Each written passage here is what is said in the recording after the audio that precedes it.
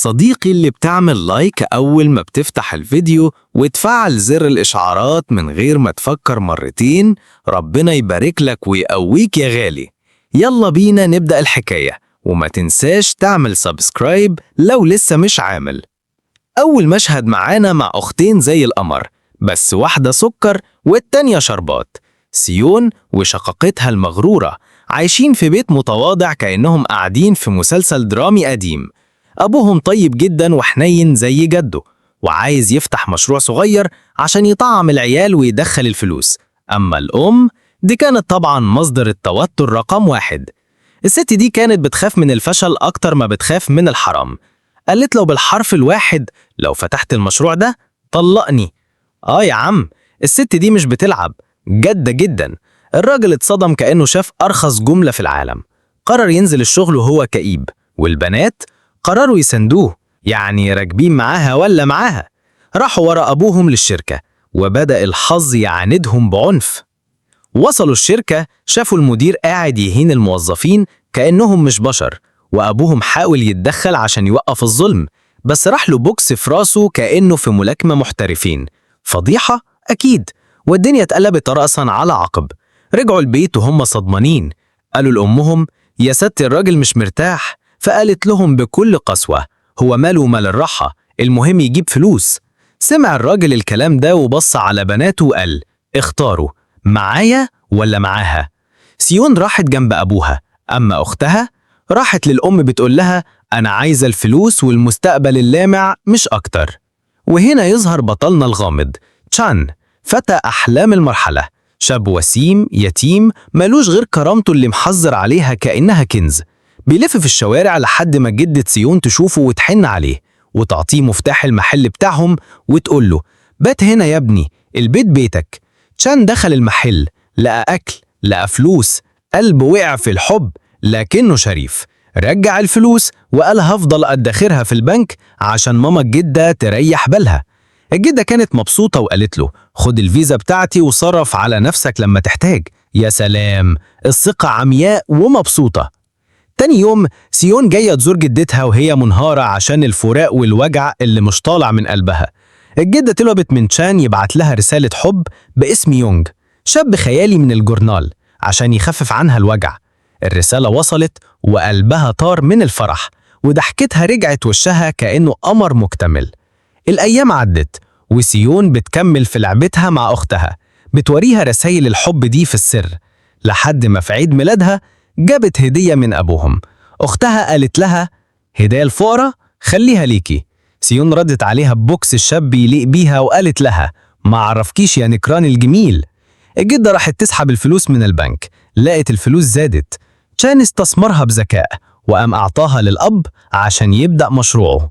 بس تشان شاف الفلوس، افتكر انها سرقت نصيبه. اتخانقوا وطلعت حكاية نصيب وذنب دراما على أصولها. الراجل فرح، راح يقدم مشروعه في الشركة، بس الدنيا مش سايباه. اتخبط بعربية في الطريق والدم بينقط من رجله، لكنه راح قدم المشروع. الشركة وافقت، واتصل بسيون وهو فرحان وقال: هحقق لك كل أحلامك. وهي ردت عليه: هاتيلي فراخ وانت جاي.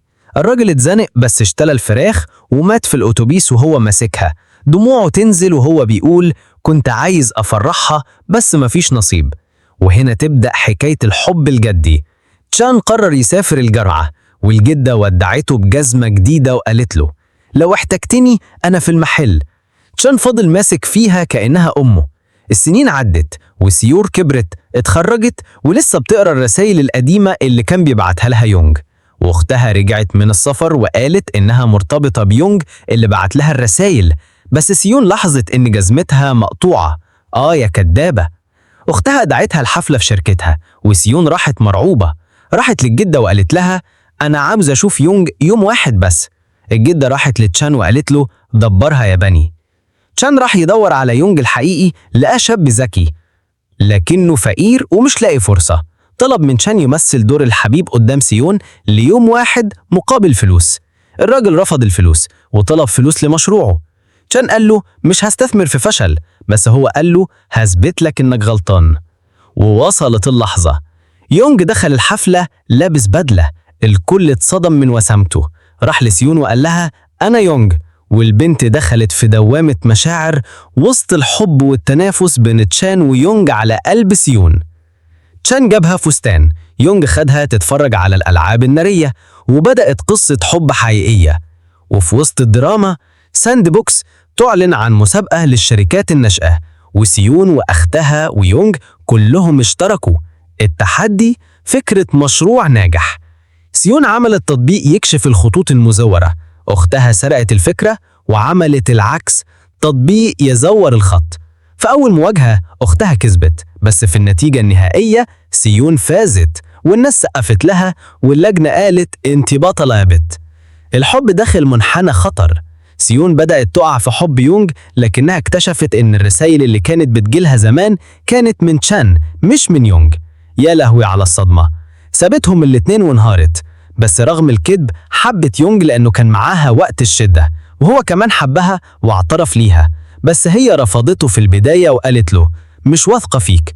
سابته، بس رجع تاني وأنقذ شركتها من اختراق، وعمل تطبيق يساعد المكفوفين على قراءة الكتب عشان جدتها اللي بتفقد بصرها. يا قلبك يا طيب. ومن هنا بدأ الرجوع. يونج بقى نجم، سيون نجحت، أختها اتعظت، وتشان فضل يحبها من بعيد. وفي الآخر لما شاف إن حبهم حقيقي راح للمحل وإدى للجدة الخاتم وقال أنا كنت ناوي أقدمه، بس النصيب مش من نصيبي. الجدة حضنته وقالت له أنت لسه ابني وعمرك ما كنت خسارة. وفي آخر مشهد يونج وسيون ماشيين في الشارع ماسكين إيد بعض. يونج بيقول لها أنا عارف إن الدنيا لفت بينا كتير، بس أوعدك إن مشاعري دلوقتي مش مزيفة.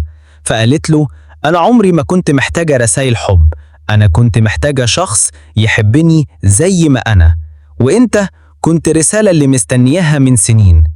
أتمنى تكونوا استمتعتم بالقصة دي، وما تنسوش لايك وشير وسبسكرايب عشان دايما توصلكم الحكايات اللي تضحك وتدمع في نفس الوقت.